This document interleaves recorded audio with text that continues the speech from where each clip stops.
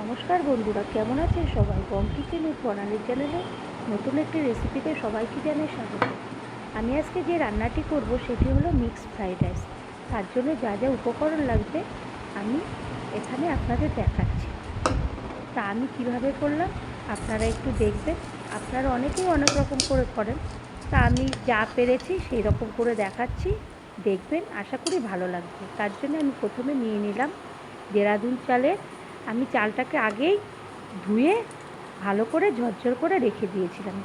এরপরে এলাচ, দারচিনি, তেজপাতা, লবঙ্গ, আদা রসুন, তারপর চিংড়ি মাছ, দই, চিনি, ভিনিগার, তারপরে কাসুরি মেথি, ঘি, সমস্ত কিছু আমি নিয়ে নিয়েছি। এরপরে আমি একটা ডেচকি বা গামলা আমি ওভেনে বসিয়ে তার মধ্যে জল দিয়ে দিয়েছি।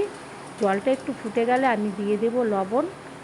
তারপরে আর একটু জলটা ফুটে গেলে আমি ওর মধ্যে দিয়ে দেব ভিনিগার আর জল। আমি একসঙ্গে ওটাকে মিশিয়ে রেখেছিলাম, ওটাকে আমি দিয়ে দেবো, কারণ ওটা দিলে আমার ভাতটা বেশ ঝরঝরে আর বেশ বড় বড়, চালটা বড় বড় হবে।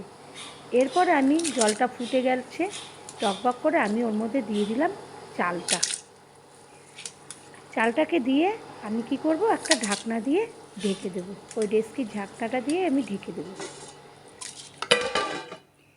এরপরে আমি কি করব, একটা মিক্সিং জার নিয়ে নেব, তার মধ্যে আদা আর রসুনটাকে নিয়ে আমি একটা পেস্ট তৈরি করব।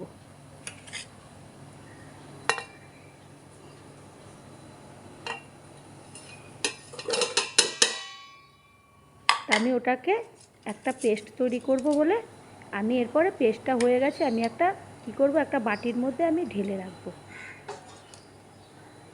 এদিকে আমি ভাতটাকেও দেখব যে ভাতটা হলো কি না। তা ভাতটা দেখলাম হয়ে গেছে। আমি কি করব, মাঠটাকে গেলে নেব। মাঠটা গালা হয়ে গেলে আমি ভাতটাকে একটু ঢাকনাটা সরিয়ে আমি একটা টেবিলের ওপরে রেখে দেব। এরপরে আমি কি করব, কড়াইয়ের ওপরে একটা গ্যাসের ওভেনে একটা কড়াই বসিয়ে তার মধ্যে আমি কড়াইটা গরম হলে অনেকটা পরিমাণে তেল দিয়ে দেব। তেল দিয়ে আমি একটা বেরেস্তা তৈরি করব। ভালো করে পেঁয়াজগুলোকে আমি ভাজবো। তো বন্ধুরা, আমার চ্যানেলটি যদি সাবস্ক্রাইব না করা থাকে সাবস্ক্রাইব করবেন, লাইক করবেন, শেয়ার করবেন। আর সাবস্ক্রাইব করা থাকলে আমার ভিডিওটা চট করে আপনার কাছে পৌঁছে যাবে। এরপরে আমি ওটাকে একটা প্লেটের মধ্যে নিয়ে নেব, বেরেস্তাগুলোকে একটা প্লেটে রেখে দেবো। এরপরে ওই তেলের মধ্যেই আমি কি করব, চিংড়ি মাছটাকে দিয়ে দেবো। এটা তো কোনো হলুদ ব্যবহার হবে না, সব ওর জন্যে দিয়ে দিলাম। দিয়ে একটু লবণ আগের থেকে মাখিয়ে রেখেছিলাম। আমি ভালো করে চিংড়ি মাছটাকে ভেজে নেব। তো আমিও অনেক সময় এই মিক্সড ফ্রাইড রাইস করলে আমি কড়াইয়ের মধ্যেই সমস্ত এইগুলো উপকরণগুলোকে দিয়ে আমি রাইসটাকে দিয়ে আমি ভাজা করে নিই। তো আমি এটা অনেকটা পরিমাণ বলে আমি একবারেই করে নিলাম। এরপরে কড়াইতে আমি আর একটু তেল দিয়ে দেব। তেল দিয়ে আমি ওর মধ্যে কি দিয়ে দেব হলো ডিমগুলোকে ভুজিয়া করার জন্য আমি ডিমগুলোকে দিয়ে দেব এবং ডিমের ভুজিয়াটা তৈরি করে দেব।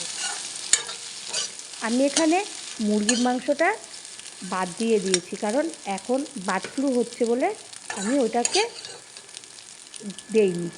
এরপরে আমি ওই কড়াইতে আরও একটু তেল দেব। ভুজিয়াটা ভাজাতে তো তেলগুলো সব চুষে নিয়েছে। আমি এরপরে দিয়ে দেবো তেজপাতা, তারপরে দিয়ে দেব সাজিরা, সামরিচ আর এলাচ, লবঙ্গ, দারচিনি, সমস্ত কিছুকে আমি দিয়ে দেবো কড়াইতে।